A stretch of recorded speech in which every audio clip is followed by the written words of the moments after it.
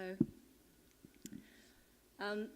I think, like many of you out there, I've got several different jobs, and 80% of which I invented. So when I was trying to think of what to speak about, I thought, I won't speak about what I usually speak about. I'm going to do the talk that scares me. And I thought, actually, speaking in front of other people is scary enough. And while I'm up here, what else can I do that scares me?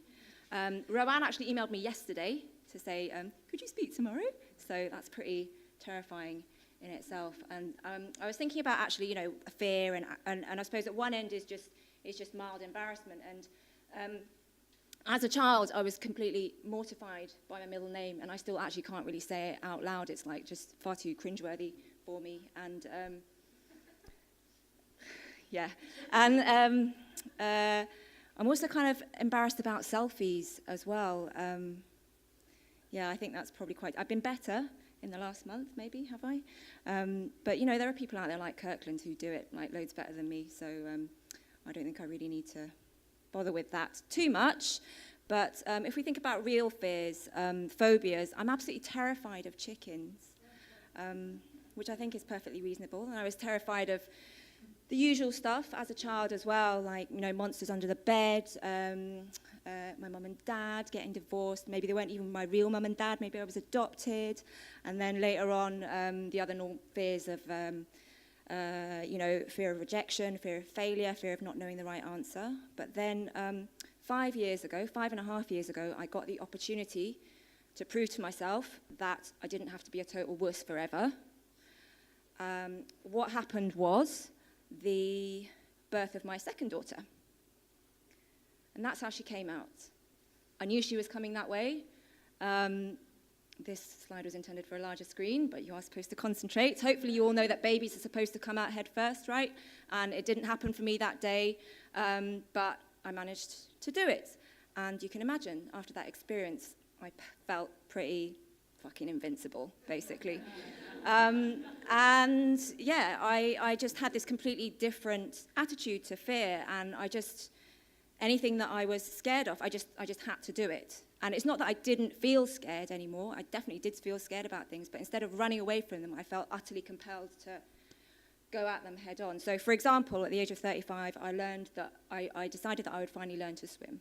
And it's not that I was scared of water. What I realized through the process is what I was actually scared of being a beginner, right? Scared of not being able to do this thing that pretty much most other adults could do. Trying to do it, but still not being very good at it, and, you know, getting into that beginner's mind and learning how to persevere and keep going and keep going. These are my daughters. They're making a den. You know, no one told them that they're too small to be dragging plywood from here to there, or that they're going to hurt their hands on the jaggy edges, or that, you know, 5-year-olds don't use power tools, and they weren't going to tell themselves that either. You know, and I just think how far are they going to be able to go in life without them hearing these messages from other people, without these messages occurring to themselves in their own heads? And, you know, wherever we're at now, when do we lose that? Here is something that's not about my life, about someone else. This is Project H in California. I'm a 10-year-old girl, and I know how to weld. What can't I do? And I felt like I pushed my baby out feet first. What can't I do? And if you look up one of my projects, Assemble Collective Self-Build, it helps people build their own homes, and I want people to feel like, I've built my own home, what can't I do? You know, I can get myself the career that I want, I can get out of a bad relationship, I have control over my life and my environment. This is another thing that I do, is I put power tools into the hands of other people's children, not just mine. I don't know what's coming next. Okay, so I've never really known how to do something until I was already doing it. This is not me, I'm actually paraphrasing Lee. You know, I kind of wish this was me. My quote is more like, I wasted so much time not doing stuff because I was scared that I didn't already know how to do it. And I just think that's just really dumb, and I'm glad, you know, hopefully I'm not there anymore. So this is my cue to start wrapping up, which was, oh yeah, I don't have anything profound to say about fear and creativity or fear and entrepreneurship, because there's lots of things out there that tell you, 5 steps of how to transform fear into success. But what I did want to show you was just one example of someone navigating their fears.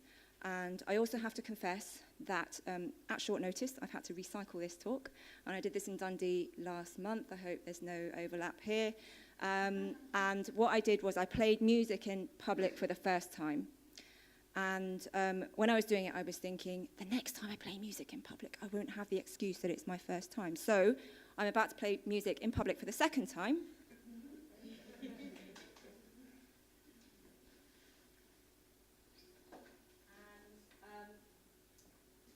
It might all go horribly wrong because this is a brand new piece that I've learned and new bits of the instrument that I've built. But I'm kind of relishing the feeling that it might go wrong and what might happen, and I'm nearly 40, so I don't actually give a shit anymore. So we'll see. It's totally